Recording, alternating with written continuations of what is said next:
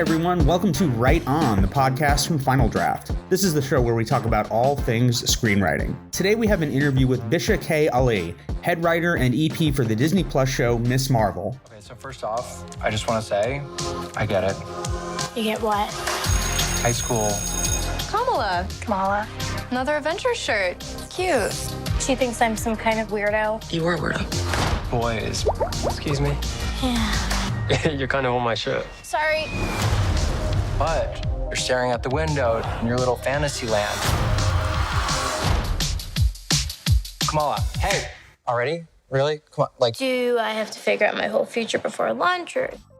Write On's Sade Schellers chatted with Bisha about how working on Loki prepared her for Ms. Marvel, bringing a new Marvel character to audiences for the first time, the importance of writing for yourself and not other people, and more. Check it out.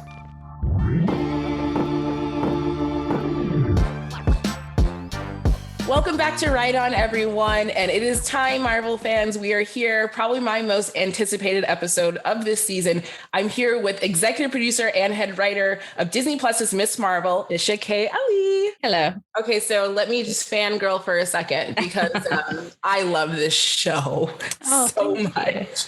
I was just telling our producers I watched the latest episode last night because I'm late. I know it comes on Wednesdays, but a girl has to work and she has to watch when she has to watch. Live your life. That's why we have streaming platforms. It's good. I like it. Yes. And you know what? Because Twitter is awful with spoilers, I always like to just watch when I want to watch because people are so quick to tweet. And I'm like, wait, some of us haven't seen it yet. Super quick to tweet. Yeah. I'm always like, I'm going to try my best not to say anything until everyone has a chance to watch it. And then I turn around and like the entire cast and crew has done like, I don't know, 60 long tweet threads. And I'm like, I guess I will say what I have to say now. So I don't know. I've tuned out of what the protocol is now, aside from don't say anything before the show comes out. I know. So I completely understand. Yeah. Twitter's, it's a big old minefield for spoilers. And working at Disney and Marvel in general, you have to keep so many secrets. So I'm sure it's like, how do I the exhaustion of keeping secrets is an entirely new full-time job that I have. It's just, oh, okay. I can't say a single, okay, cool. I have to do how many interviews without saying anything? Okay, noted. Right. I know that. I mean, we're a spoiler-free podcast, unlike Twitter. So we won't be going into too many details about exactly what I watched last night, which was so huge, by the way, you guys. But I do want to dive into, let's go all the way from the beginning. So this show is, let me just say, I'm not Muslim or Arab, but I watch the show and I've said it on my Twitter many a times. I watch the show and I cry because I just know somewhere out there, this show means something so much to someone else. And that makes me happy. I'm very sensitive too as a person. I'm just me too. Don't worry. Me too. I'm like constantly trying not to cry in every conversation about the show. So yes, I understand being sensitive. So I do want to start with the beginning. How were you approached with the show, or did you approach Marvel with the show, and how did that come to be? Marvel are always going to make what Marvel are going to make, and then you kind of, because I was in there with Loki already, and I just had this when you just have that feeling where you're like, the way that things are going, the number of shows that you're creating, and I didn't actually, to be fair, hadn't heard it from anyone that Ms. Marvel was ever going to be a show, but I just had this feeling that if I didn't speak up for myself and say, please consider me if you're considering this show, then I would always regret it. And I was right, as it turns out. And so I remember really clearly going to the exec who was working with us on Loki and saying to him, listen, if it's in the rumblings, and because we don't know, as writers on a different project, you just don't know what the big plans are, unless it's for whatever reason pertinent to the show you're making, like, oh, you can't do that power because something else that we're cooking up is going to do it. That's kind of how you hear bits of information, or we can't go down that road story-wise or character-wise because it's going to butt up against this other thing that we have cooking over here. We won't know the full details, but we'll have enough to know, okay, we have to kind of change direction. So we hadn't really heard anything about Ms. Marvel at all because the show didn't exist, but I just knew that if anyone was going to have an answer, it would be our exec. So I went up to him and I said, look, I bet I'm one of the only female Pakistani screenwriters in this building. And if it turns out that you guys are doing Ms. Marvel and you didn't put me up for a meeting, I'll just never forgive you. And I really didn't expect much to come of it, but I just had to do myself the service of saying that I'm interested and I'd like to do it. And they're already working on it was in the kind of ideas machine of, this is a property, this is a comic book, the character is incredible, we'd love to bring her to screen. And so that's how I kind of wormed my way into a bunch of meetings to be like, here's how I'd approach the character. Here's what I love about the comics. Here's how I think it could fit into the larger MCU, and eventually ended up pitching on my take. And yeah, that was the rest is history, I guess. You're saying that so casually, but I love you. I love you. I love a woman that knows what they want, or a person that knows what they want and goes, I'm going to ask, because what's the worst they can say is, but what is no. the worst that they can say? They can say, no, I'm in the position that I'm in now. They can say, genuinely, we're not doing that. We're not making that show. And then I'm like, okay, well, now I know the answer to that. And if you do end up doing it, please keep me in mind, because you've worked with me, you know what my working style is like. And I had a pretty good relationship with that executive named Kevin Wright. And then there's another Stephen Broussard who was working with us on Loki as well. So I had those good relationships, and they'd seen how I work, and they see like how hard I work and how I creatively collaborate. And so that relationship already existed. So it wasn't like I wasn't like, oh, geeing myself up to do this big ask. It was like, listen, I'm here. I want to do it. And if you're open to it, you know what it's like to work with me. Like, put me in the mix. Just put my hat in the ring. And so, yeah, there was an element of like, ask for what you want. But there's also kind of an element for me of like, well, I'm always like, well, what's the worst that can happen? You know? And then if the worst happens, I'll deal with that. Yeah. Cool. And then look at this outcome. It's the best outcome that happens. Precisely. So, yeah. I love that story. Oh my goodness. If that doesn't move our listeners to like, go for what you want, I don't know what will. Like, just ask, do the thing. But to mention, it wasn't that you just asked, you also had the experience and the research, and you knew exactly the timing. Like, I have the job, I have the credentials, I can do this. So I want to ask, how did your time at Loki influence you enough to say like, oh, I understand now what Marvel's looking for. I know how to make the show. Yeah, I think it's a combination of things. I think being just witness to their development process and how they work, and even the kind of what I was describing earlier of like those steers that you get in terms of you can't do this because of X secret thing that we can't tell you more about, but this is what you can do. Okay, that's a new way of writing and kind of setting boundaries around what your story and character arcs can be. And I think watching that in real time kind of makes you understand that process a bit better and makes you more amenable to it. It becomes less of like a physical body shock when you're told no because of, I don't know, some character that is going to come out in 3 years' time. So I think that's a really good thing to learn. I think in terms of the Loki writers room, I felt really lucky. I think with my episode on Loki, there was very much, okay, this is A to B of where the characters are going and what we had broken out, kind of what the arc was for the show. But for my episode in particular, there's a great deal of world building that went into Lamentis in terms of building Lamentis 1 and building what was happening on that moon and went up before our main characters arrive on it. And I think I had a lot of freedom to go away and build it, like the aesthetic, how it was going to look, what was happening on that planet. We didn't break that in the room. That was, bitch, I go and figure it out.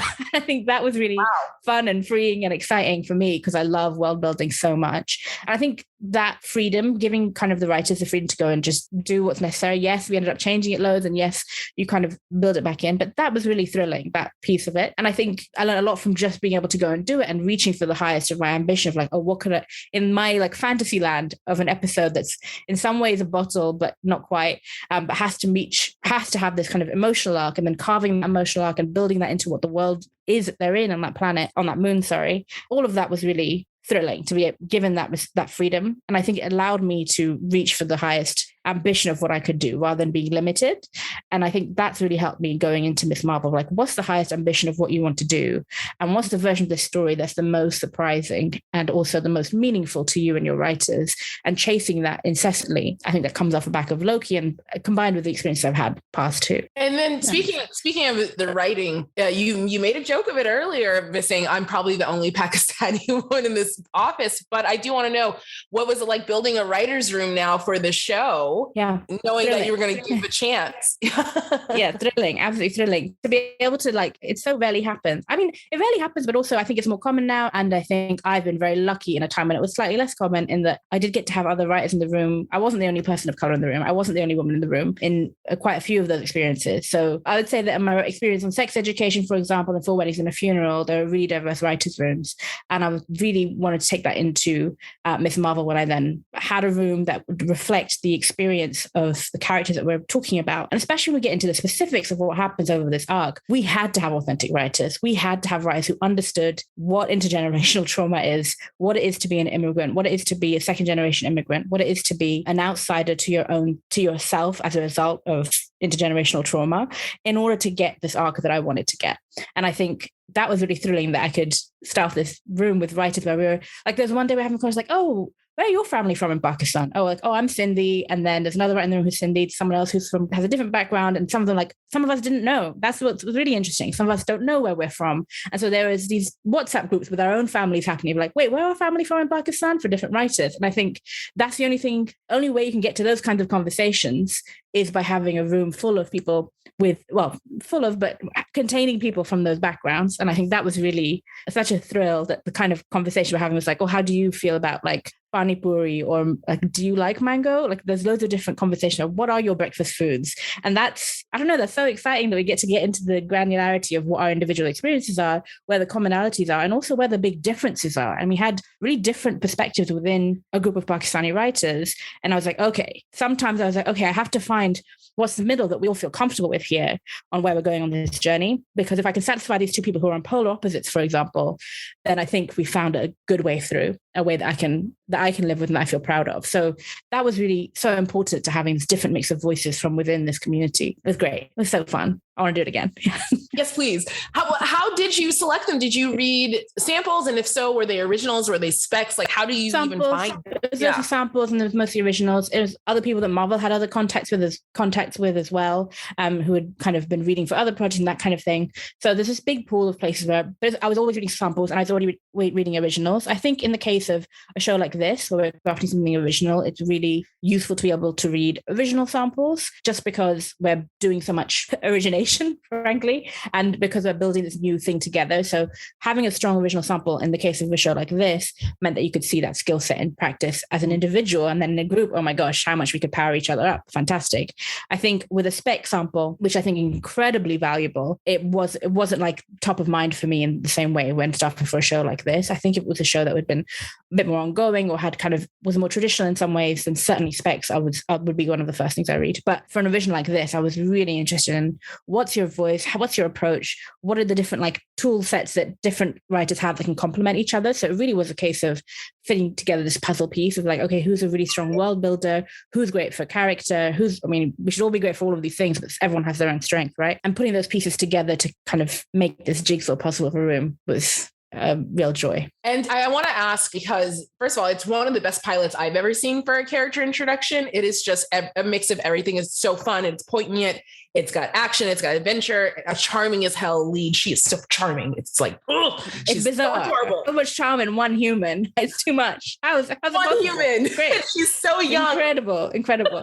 I have to say, all of our cast are incredible. Like, every single member of this cast is so charming and so connected to their character. And I think even when you get into what happens in episode 5 at the top, it's been days now, you've got to have watched it. But in terms of the top of episode 5, we're introducing 2 new characters who we've spoken about before, but we haven't seen before at any point in any real way. And those 2 new characters, as soon as you see them, you're like, okay, I get it. You're completely in love with them. You're in love with their journey. I think we really, I wouldn't say lucked out. I think we have a brilliant casting team, but I'd say that we really, I'm so proud of the cast that we've put together. They're absolutely incredible. So yes, all of them very charming. Iman Vellani, top of the list of charming, certainly, but every single one of them brings so much. What was the process of breaking down that pilot? You mentioned like reading the comic books before, but like, how did you arc what you knew, like how this is how we're going to introduce our lead and our character? So there's so much about the comics, certainly that issue 1, that's about when she gets her powers, that we wanted to maintain. But at the same time, you were bringing this to an MCU audience. And so Kamala in the comics writing fanfic, being a gamer, being part of nerd culture, part of the conversation was around what is nerd culture in 2022 and what does it look like, and how are the pieces, how can we reflect that part of the community she wants to be a part of and that she is a part of. She does her cosplay, she does make it there, but she doesn't, obviously everything goes a bit skew with, shall we say. And so in that pilot, we're really reflecting like what is a modern TV audiences and movie audiences perspective on what is fan culture that she is so in tune with in the comic books. And then when I landed on AvengerCon, I was like, guys, it's AvengerCon. And it was really like, it felt like a big piece unlocked, and we were like, oh, that's it. So the whole thing is building towards that. And I think there's also a parallel between in the comics her when she kind of transforms into a visual representation of Captain Marvel. The way we translated that into a world of like a grounded teenager is she's obsessed with Captain Marvel. She wants to be like her. And the cosplay is kind of an analogy for that. So that felt really right to us. And that felt really like it was speaking to the actual fans who go and dress up in cosplay of all these characters that we have in the MCU and there's so much a part of their lives. And we also wanted to pay so much homage and like love to them. Like that episode 1 in particular is such a love letter to those fans because like we get it. She gets it. She is it, both the actor and the character. So I think that's really what was kind of the driving force of that. And the way that the arc of it in terms of her relationship with her parents and setting up those moments that are funny but excruciating and then have a turn to like drama of like, oh, the ways in which we can hurt each other and the people who love each other, in that kind of one scene where her mother makes the Butter Hulk, Shorter Hulk cosplay for her, where you just, it's one of my, for me, it's still one of my favorite scenes. I mean, I know I wrote it, so maybe that's a bit gush, but that moment is really kind of sums up what's going on in this in a really real way in that scene. So yeah, so that kind of breaking up what the arc was, we knew that by the end of episode 1, we wanted her to have started off on the journey of her powers. That's right. The way we're going to launch into the rest of the season. But we also knew that this is a character who we don't have a star in terms of, I mean, she's a star now, but we don't have a star in terms of a big name actor who's going to come in and play this. We have a brand new actor. We wanted it to be age appropriate. So it's going to be somebody, and this is writing before we cast anyone. We want it to be age appropriate. We didn't want to cast someone who's a lot older than the main character. So it's going to be someone relatively new, with relatively less experience than somebody else. It's also not a character who's like been in the public consciousness for the last decade.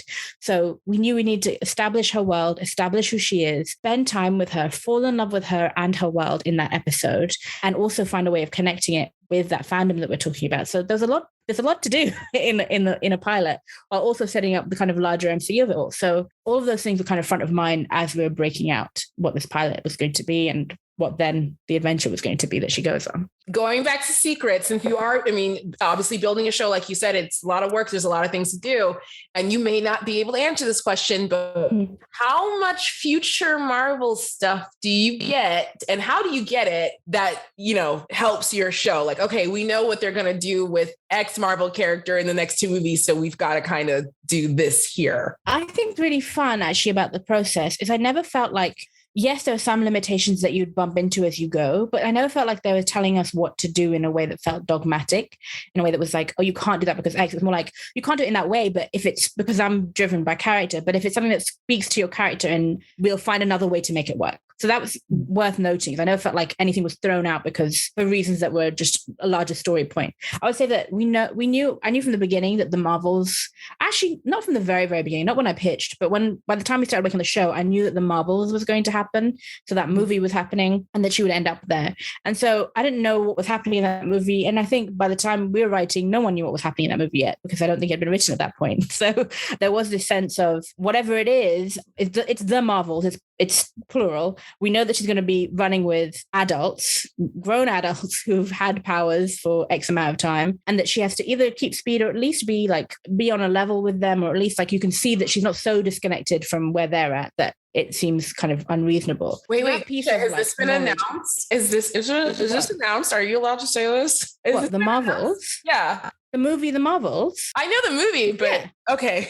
Like whatever she's doing, they're all going to be in the movie, right? Marvel scares me. The mouse and Marvel scare me. I don't want to say anything. No. All 3 of these characters are in the Marvels. Okay, great. We've known that that's public knowledge. And if not, good. I'm sure Rebecca can double check. But that's public knowledge. So we knew that was in terms of confidence as a person and self-actualization, we knew that she was going to go into whatever that is. And like I say, I still don't know what's in that movie. So we knew that in terms of who she is, she's starting off at the end of episode 1 getting her powers, and she has no idea what this is. She has no idea why she has them. She has no idea what this is rooted in. She has no idea how to use them. And we knew that by the end of that episode 1 till the end of the season, we've got to get her from a place, and I think most importantly from internally to a place as a character, that whatever's going to happen next, whatever that may be, she's ready for it.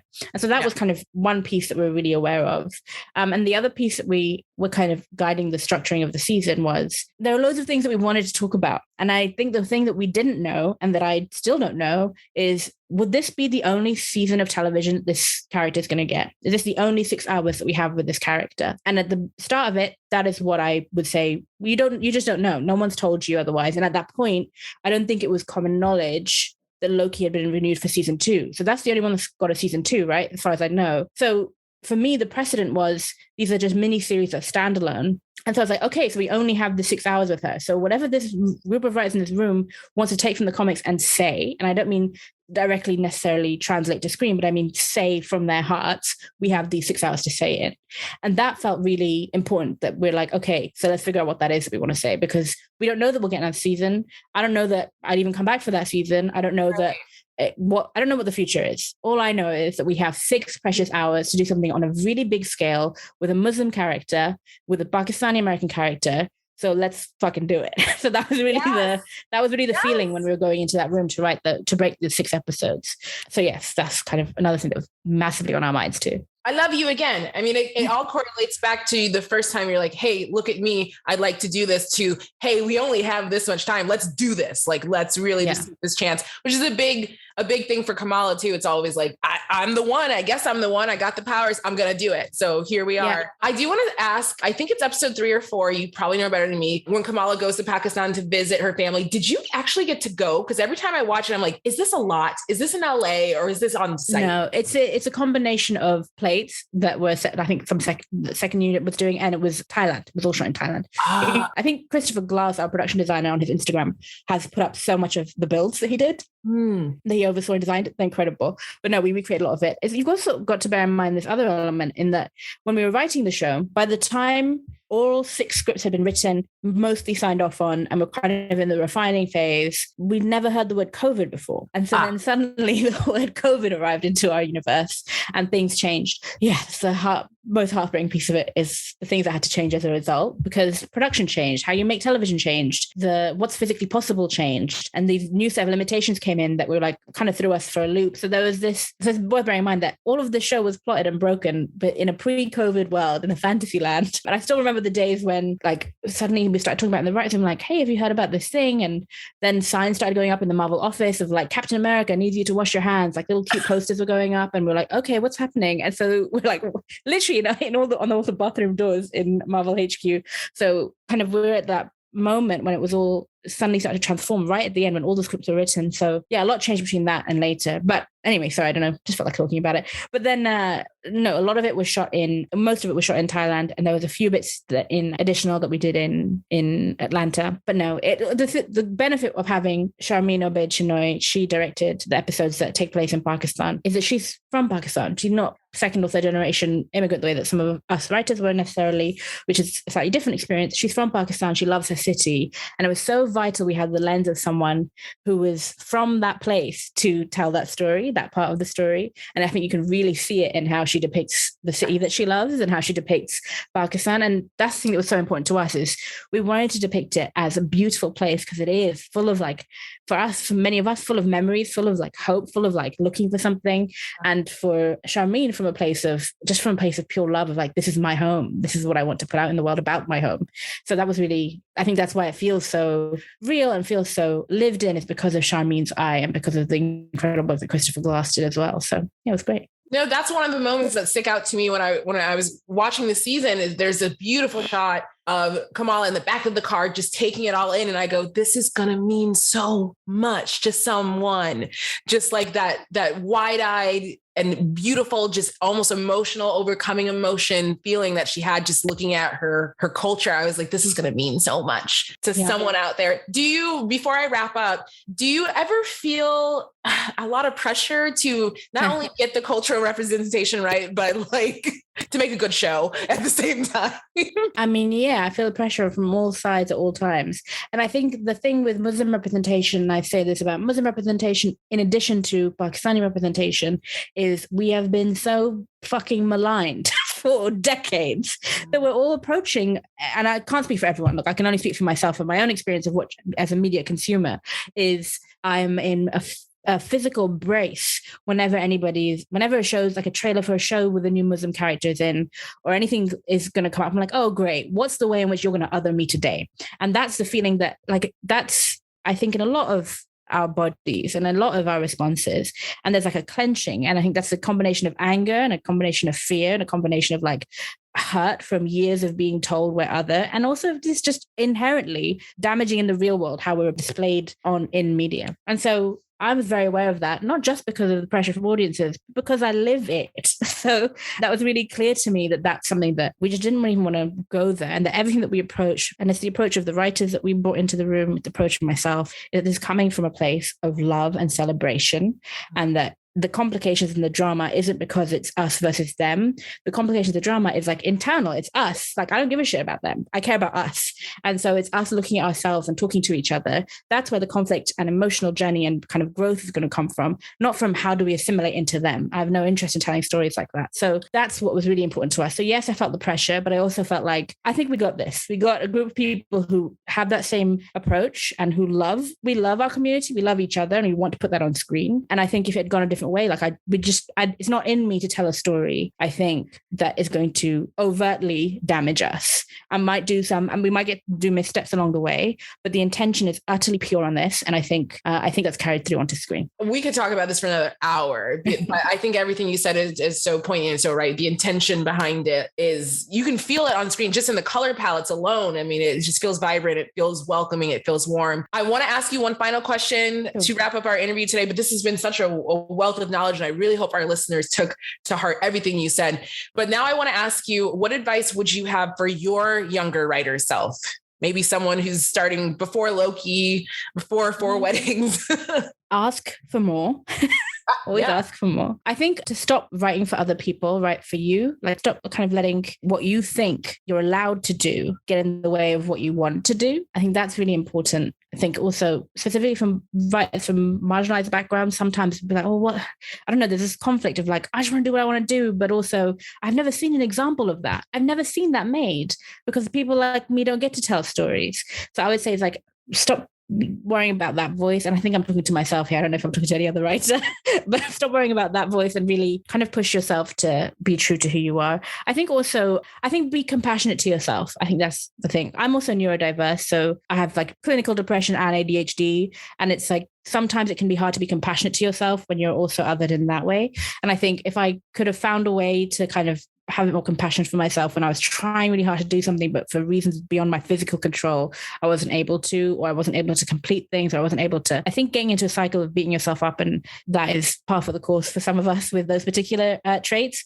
But I think that just trying to find ways to be more compassionate to myself earlier in my career would have helped my day-to-day life a lot more. Oh, I just love that advice. Give a little grace to yourself. I could listen. You should have your own podcast series just called Advice from Bisha. And I'd listen to it every morning to get me. I don't know. Well, look, I could take any of it. No, I am. You're a powerhouse. I love you. I think you have the life that you created because you went for it. Just like you said, ask for what you want. Go ahead and do it. Everyone, Ms. Marvel is such a fantastic show. It is now streaming on Disney+. Please go check it out. Please support it. Can you tell us what you're doing next? Is there something you can tease us with, or no? I understand. There are two big things I'm doing next that I can't say, but my God, I wish I could say, which I think are huge departures from this. And also I'm working on a feature for myself to direct. So I'm really excited about that too. Oh, that's the next big thing for this. Well, I hope you come back on the show whenever either of those projects are done. Come back and talk to me. I'd like to see what else you're doing. It'd be my pleasure. Thank you so much. Thank you. And everyone else, will see you next time on Right On. Thanks again to Bisha for coming on the show. Ms. Marvel is streaming on Disney Plus right now. And as always, thanks to you, our listeners. If you liked this episode, leave us a review. And if you haven't already, subscribe to the show on Apple, Spotify, Stitcher, or wherever you get your podcasts. For news about new episodes and more, like us on Facebook, follow us on Twitter at Final Draft Inc., and on Instagram at Final Draft Screenwriting. This podcast is produced by Emma Vranich. Editing is by Sean Bonnet. Music by T. Kelly. Thanks again, everyone. Until next time, right on.